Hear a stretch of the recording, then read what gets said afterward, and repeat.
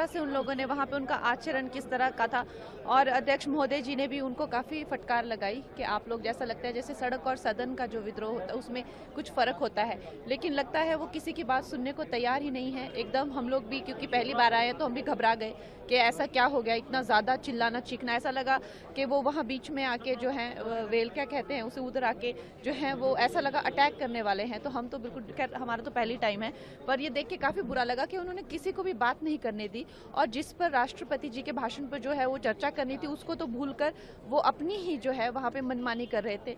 तो पता नहीं कैसे, एक पहले भी छोटा ब्रेक लिया, उसके बाद भी उन्होंने जो है बहुत एक, मुझे नहीं लगता इस तरह का आचरण जो है एक्सेप्टेबल होना चाहिए। बारिश में एयरपोर्ट टर्मिनल की छत गिर जाती है और उसमें जान चली जाती है, उसको लेकर क्या कहें?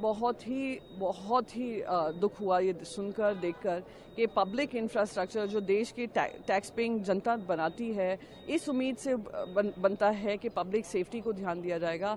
आज वही पहली बारिश में इस तरीके से चिरमिरा कर गिर गया है और एक की हत्या हो गई है।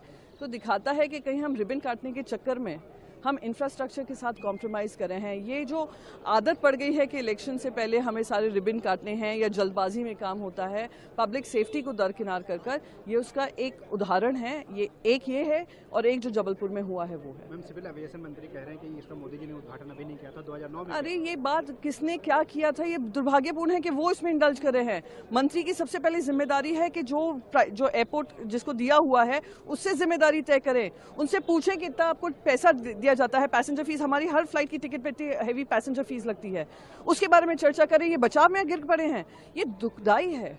2009 में भी बना था ना, तो ये 100 साल चलना था। ऐसा इंफ्रास्ट्रक्चर देश को चाहिए, देश को वो इंफ्रास्ट्रक्चर नहीं चाहिए जहां पे राजनीतिक ब्लेम गेम चले। मैं इसलिए बोल रही हूं, इंफ्रास्ट्रक्चर प्रोजेक्ट्स को जनता की सेफ्टी से जोड़कर रखना चाहिए, ना कि राजनीति से। इसलिए रिबन कटिंग बाद में, पहले पब्लिक सेफ्टी। Thank you. देखिए, पिछली बार से सिचुएशन काफी फार बेटर है और एक तरह से मानसून की पहली बारिश है और अब वो सभी पॉइंट्स आइडेंटिफाई आज हो चुके हैं। तमाम departments, MCD, irrigation flood, PWD, साथ में हमारे दिल्ली जल बोर्ड, तमाम अधिकारी, सभी डिप्टी कमिश्नर्स, ऑफिसर्स अभी ग्राउंड पर काम कर रहे हैं और जहां जहां वाटर लॉगिंग है उन पर काम जारी है और दिल्ली की जनता को आज के बाद ऐसी स्थिति दोबारा नहीं मिलेगी।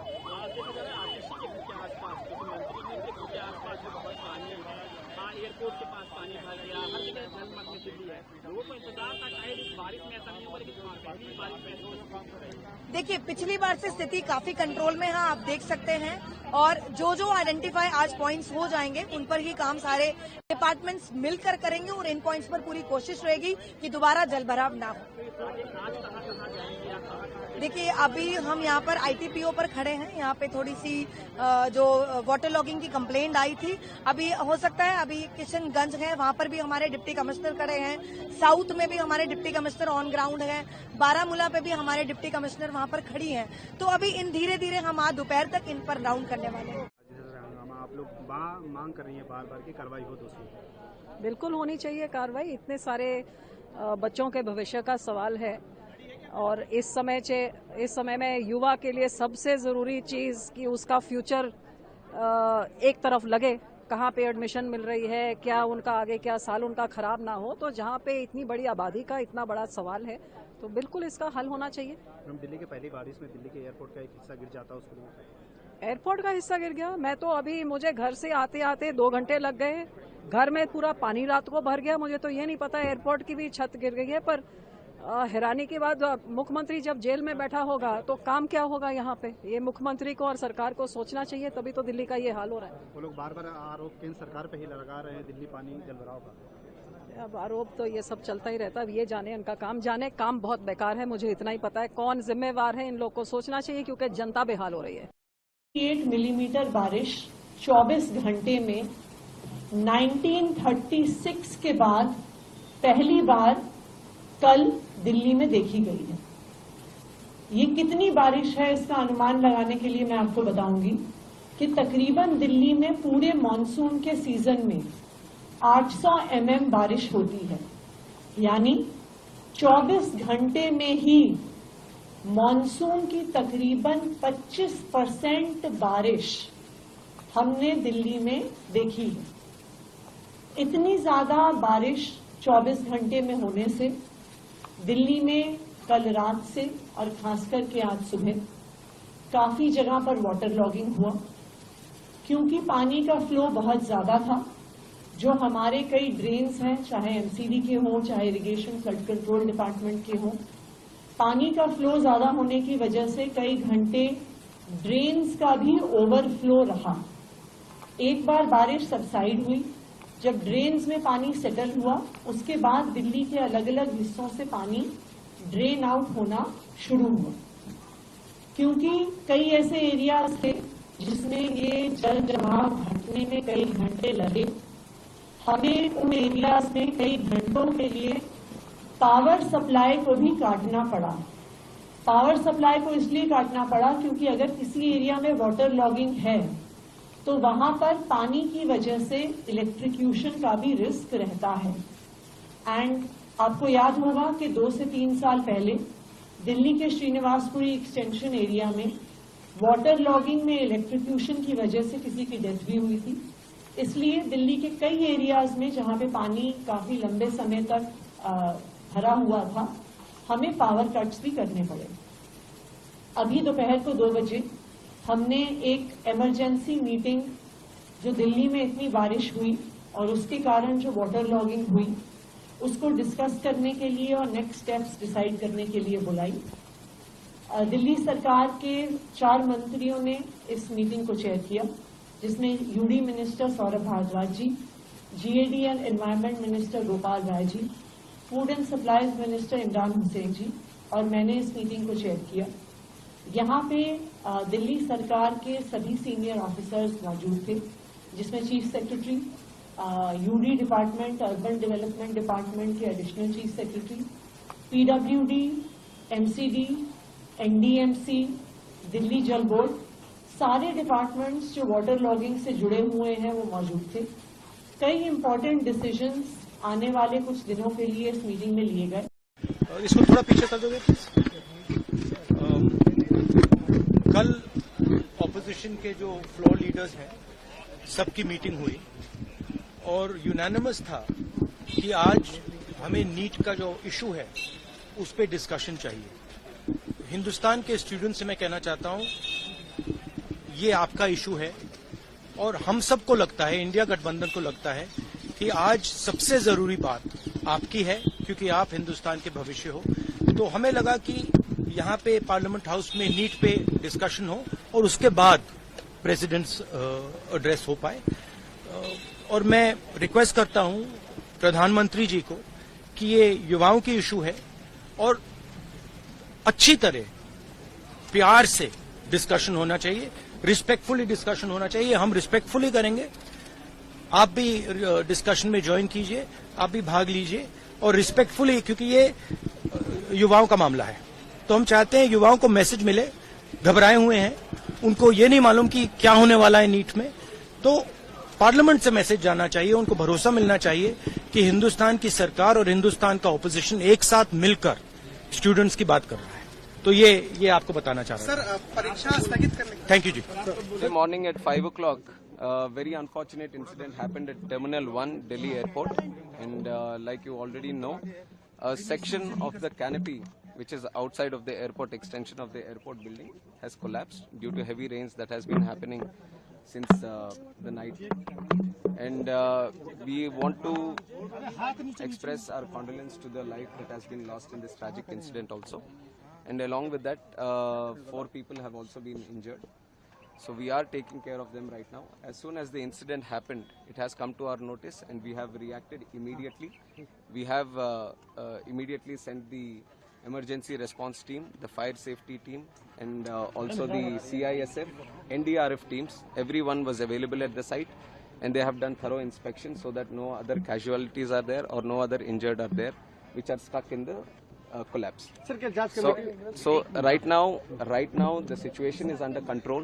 The whole rest of the terminal building has been closed off and everything is being thoroughly inspected so that any other untoward incident does not happen here.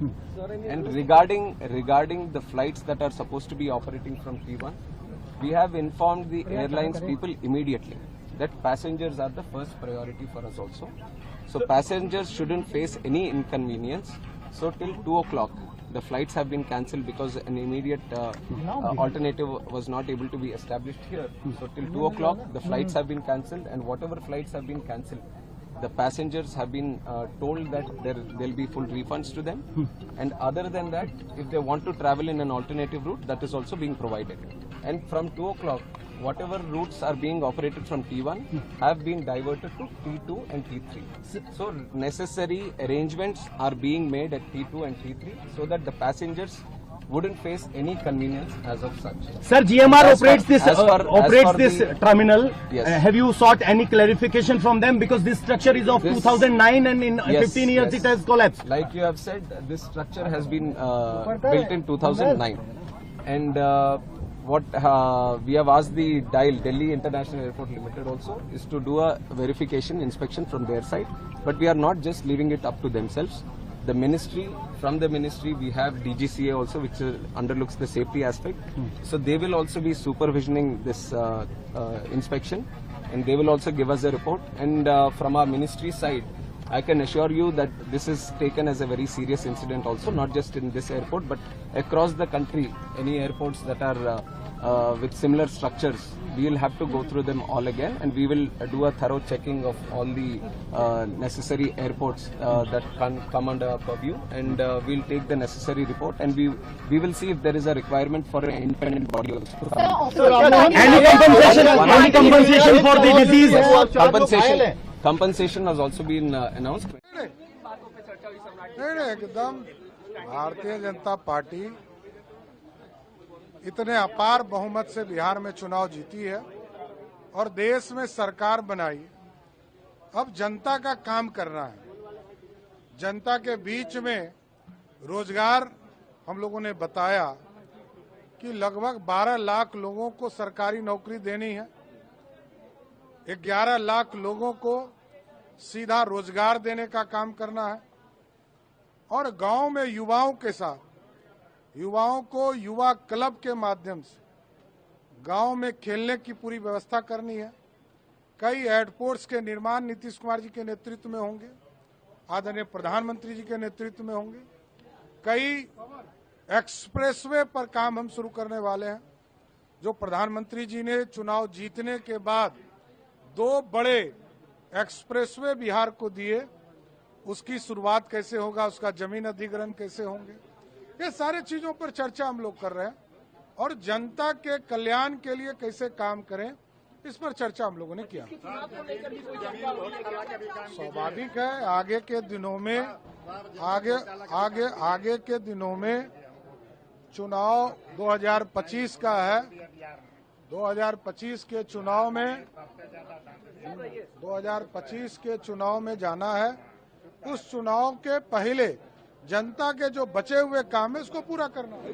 आज हमारे जम्मू कश्मीर के सभी लीडर्स, हमारे प्रदेश अध्यक्ष, हमारे जनरल सेक्रेटरी मीर साहब, हमारे वर्किंग कमेटी के मेंबर कर्रा साहब और बाकी के लीडरों की मीटिंग हमारे हाई कमांड राहुल जी, खरगे साहब, वेणुगोपाल जी के साथ हुई। आने वाले जम्मू कश्मीर के असेंबली के चुनाव के लिए सभी लीडरों ने खुल के हाई कमांड के पास अपनी बातें रखी और हाई कमांड ने सबको सुना, और सभी का ये कॉन्फिडेंस है कि हम सब मिलके इस बार जम्मू कश्मीर में कांग्रेस और इंडिया को जिताएंगे, उसमें कोई शक नहीं। और ये काम अभी से हम लोग शुरू कर देंगे। अश्विनी चौबे जो इस बार चुनाव नहीं लड़ पाए, उन्होंने कहा है कि उनकी दिली इच्छा है, जो उन्होंने पार्टी को बताया है, कि एनडीए की सरकार बीजेपी की पूर्ण बहुमत की सरकार बिहार में बने और मुख्यमंत्री का चेहरा 2025 विधानसभा चुनाव से पहले तय नहीं हो और चुनाव के बाद तय हो मुख्यमंत्री कौन होगा। एक तरीके से बड़े भाई की भूमिका में नीतीश कुमार को स्वीकार करने से कमोवेश इनकार करते हैं। देखिए, नीतीश कुमार जी इधर उधर नहीं करते। नीतीश कुमार जी के साथ प्रॉब्लम क्या है कि वो अपनी आइडेंटिटी और अपनी आइडियोलॉजी से समझौता नहीं कर पाते। तो सबका अपना स्वभाव है। राजद के साथ थे तब भी उनके साथ प्रॉब्लम हुआ, कई प्रॉब्लम हुआ। वो खुद कह रहे हैं कि मेरे साथ दिक्कतें हुई। और नीतीश कुमार के साथ जो लोग हैं ना, खासतौर पर ब्यूरोक्रेट, वो अब नीतीश कुमार जी के सर्व, जैसे पांड्या ने नवीन पटनायक के साथ हुआ ना, हमें लगता है कि नीतीश जी के साथ ये लोग वैसे ही नहीं करते। नीतीश जी अच्छे लीडर हैं, मैं बुरा नहीं मानता, कतई नहीं। और मैं तो चाहूंगा, बीजेपी अच्छी बात कर रहे हैं, अकेले चुनाव लड़ने की बात कर रहे हैं, तो उसमें क्या दिक्कत है? उनको लड़ना चाहिए। केंद्र की सरकार की है ना, केंद्र की सरकार आज नीतीश कुमार जी हम लोग के साथ होते हैं तो आज 35-36 सीट हम लोग जीतते हैं। आप इसको जान लीजिए, 30 सीट से नीचे की कोई गुंजाइश नहीं थी। वैसे भी हम लोग 20-22 सीट जीतते जब सही कोऑर्डिनेशन हुआ होता गठबंधन के साथ। तो नीतीश कुमार जी के बारे में गलत धारणा है। बीजेपी किसको खत्म नहीं की? जगन रेड्डी को खत्म नहीं किया, बीजू जनता दल को खत्म नहीं किया, शिवसेना को खत्म नहीं किया। पुराने एक भी एलाइज बीजेपी के साथ है। और कितने बार धोखा दिया, कितनी बार गालियां दी नीतीश कुमार जी को, क्या नहीं कहा, टॉप टू बॉटम क्या नहीं बोला नीतीश कुमार जी को। तो ये तो है, भीतर में ये चल रहा है बीजेपी के भीतर कि नीतीश कुमार जी अगले मुख्यमंत्री। अब हमें तो लग रहा है कि नीतीश कुमार के साथ कोई साजिश न हो जाए बीच में, हमें ऐसा भी लग रहा है। और नीतीश कुमार के अपनों के द्वारा न साजिश हो जाए। कुछ लोग ऐसे हैं नीतीश कुमार के जो बीजेपी के पार्ट में ज्यादा हैं, वो नीतीश कुमार जी के साथ धोखा न कर दे। मुझे इस बात का अंदेशा है।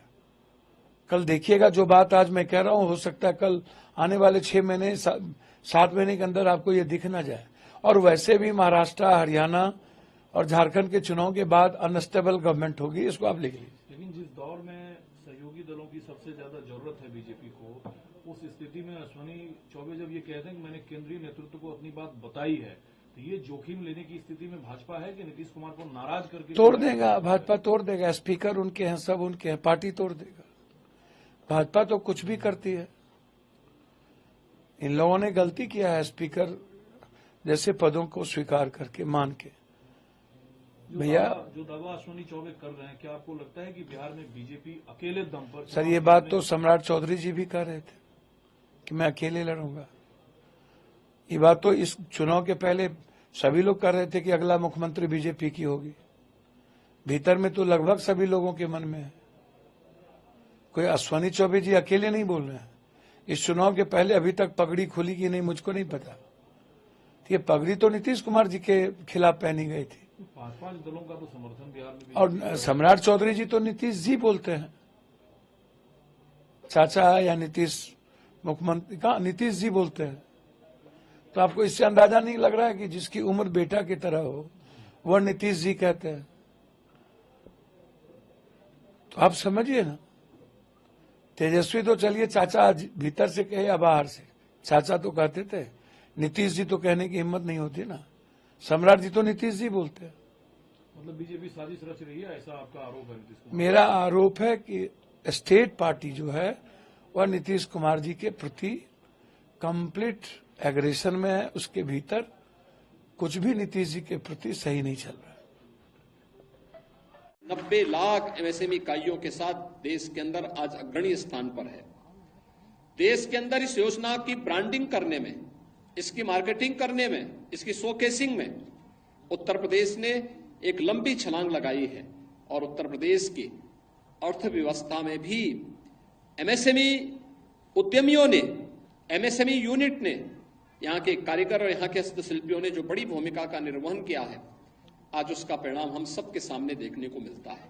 याद करिए, ये उत्तर प्रदेश 2017 में देश की 6ठी अर्थव्यवस्था था, लेकिन आज हम कह सकते हैं कि आबादी में उस समय भी उत्तर प्रदेश देश के अंदर नंबर 1 पर था, लेकिन अर्थव्यवस्था में 6ठे नंबर पर था। आज उत्तर प्रदेश देश के अंदर दूसरी बड़ी अर्थव्यवस्था बन चुका है और देश के अंदर सबसे अधिक रोजगार सृजन करने वाला राज्य भी है, सबसे अधिक रोजगार उपलब्ध कराने वाला राज्य भी है, और साथ साथ एमएसएमई इकाइयों को एक नई पहचान दिला करके, एक लंबी छलांग लगा करके तेजी के साथ उभरती हुई अर्थव्यवस्था भी आज के दिन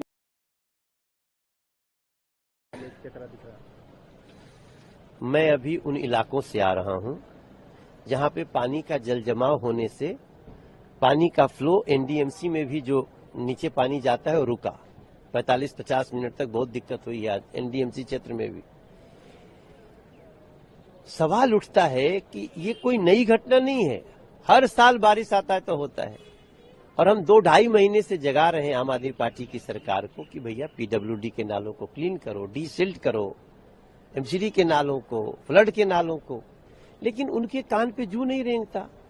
आज उसके कारण करीब 40-45 मिनट दिल्ली के सांसदों को भी संसद आने में तकलीफ हुई, हमारे घर के आगे पानी लग गया।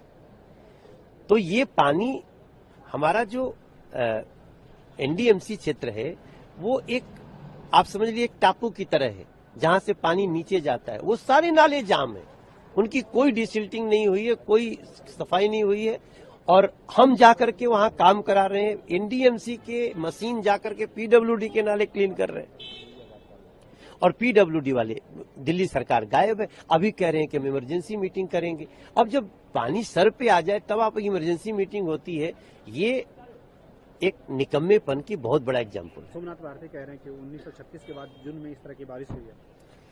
अरे वो सरासर झूठ बोलते हैं। कौन सा टाइम नहीं होता है जहां पर ऐसी बारिश होती है? 50 मिलीलीटर बारिश को आप कहते हैं कि पहले कभी ऐसी नहीं हुई। ये सरासर अपने दोस्त को दूसरों पे देने का एक कोशिश है। देखिए, अभी भी समय है, जागो, आज ही इमरजेंसी मीटिंग करो, लेकिन अगली बारिश से नहीं होना चाहिए। दिल्ली में मानसून अभी आना है, लेकिन इस तरह से रहेगा तो कैसे? बड़ा दुखद है। जिनके पास 25 साल से दिल्ली की सरकार या तो कांग्रेस के पास है या तो आम आदमी पार्टी के पास, बीजेपी के पास है नहीं। सारे बजट उनके पास है, फ्लड के नाले उनके पास है, अभी तो एमसीडी भी उनके पास है, पीडब्ल्यूडी के नाले उनके पास है। सफाई करोगे, डीसिल्ट करोगे, तब तो पानी ऊपर की तरफ मारने लगा। You are getting to the finals. You can only win once you get to the final. The positive thing is India is not getting eliminated, and the second positive thing is they're dominating. You saw the World Cup in India 7 months ago. They were the best side of the competition. Although they lost to the final, lost to Australia in the final, but they were a better side than Australia right throughout the tournament. They've had just one bad day. Tomorrow also they go into the World Cup unbeaten. So they have been the best side of the competition. I hope they have a little bit of luck tomorrow, because that is required in winning big tournaments. Rohit has the record of winning IPLs. He's won 5 IPLs, which is a huge effort. Actually, winning IPL sometimes is a more difficult thing, and I'm not saying a better thing. Don't misquote me tomorrow. They're saying IPL is better than international cricket. I'm not saying that. You know, you have to win 16, 17 matches to win an IPL. And here you have to win about 8-9 matches to win an IPL. So to win a World Cup. The honor is more of winning a World Cup for India. So I hope Rohit does it tomorrow. I don't think he can lose 2 finals in 7 months. You know, he will probably jump into the Barbados Ocean if he lose 2 finals as captain in 7 months. I wish them luck.